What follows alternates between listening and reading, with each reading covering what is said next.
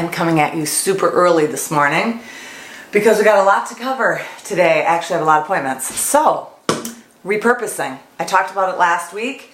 About a month or so ago, I had put on my wall that I was going to sell a patio table and chairs on our deck because we were getting a new table that expanded really long for our larger family.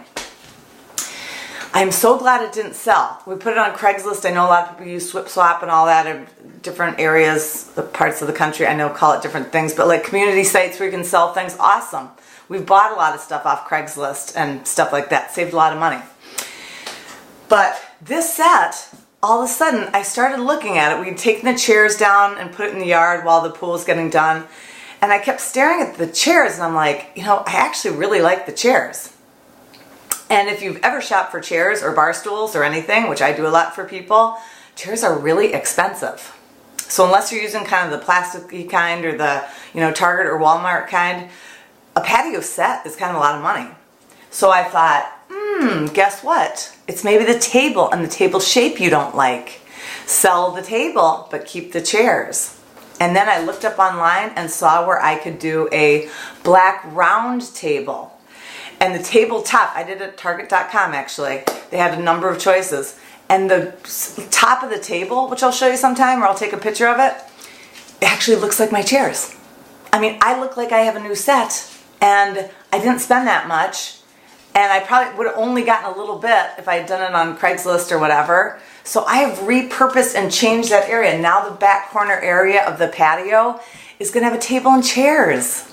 Because that's really, truly how we've kind of been using it in the last few weeks. And now there's a table.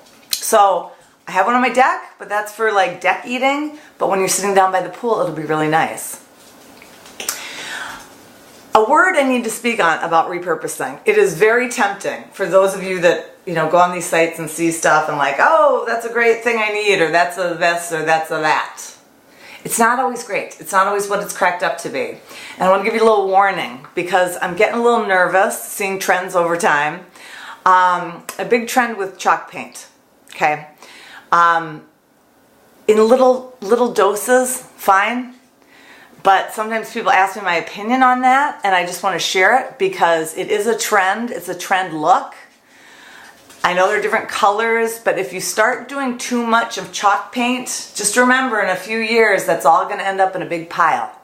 Trends kind of go away and then nobody wants them. Once the trends go away, nobody wants it. It's like that.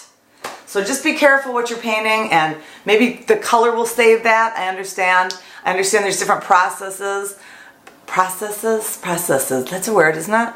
But you just want to be careful because sometimes like I noticed like somebody could buy something off one of these sites and they go, oh, but you know, that person's not using it, but and I don't like the color of it, but if I paint it, it will look so much better. Will it? Pay attention to the lines of it. Pay attention to the shape. I can remember some bedroom furniture from Broyhill years ago, and it was a certain line. I'm not even going to say it. I even had a piece of it. And a few years later, you saw it everywhere. It was like no one could get rid of it fast enough. And so we just go through these, like, that's why I want to see you save money and not spend so much time and energy changing something that the lines might be kind of early 2000s, now I'm saying, instead of 80s and 90s. 80s, I feel like it's coming back in a big way. So just be careful when you're repurposing that stuff.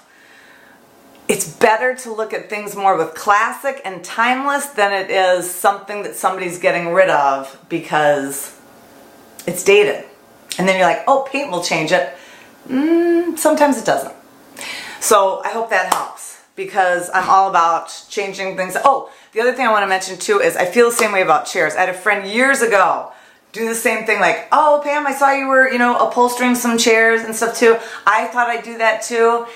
And when I saw the chair, and I think she knew it too, I'm like, the lines of it weren't a timeless chair. So you're spending a lot of money to recover. Upholstering is expensive, as some of you know.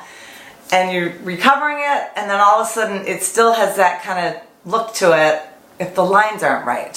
So ask yourself that before you spend the money, and I hope that helps. In the meantime, we have a big week coming up. We are still December. Lots of fun stuff. I am about to post something about a client up north, painted her house, the body color is there. She sent me some pictures the other day and she hasn't chosen the door color yet. I kind of have in my mind, and so I'm going to get back to you with that, Julie, but I thought it'd be really fun if 3 of my top picks I put on my wall, and we can go ABC. You can have your vote. I've already chosen in my head, just like Otis's costume for Halloween, UPS guy. But it's fun to see what you guys say too. So have a fantastic Tuesday, and we will see you on that I Pick Paint color wall. Bye.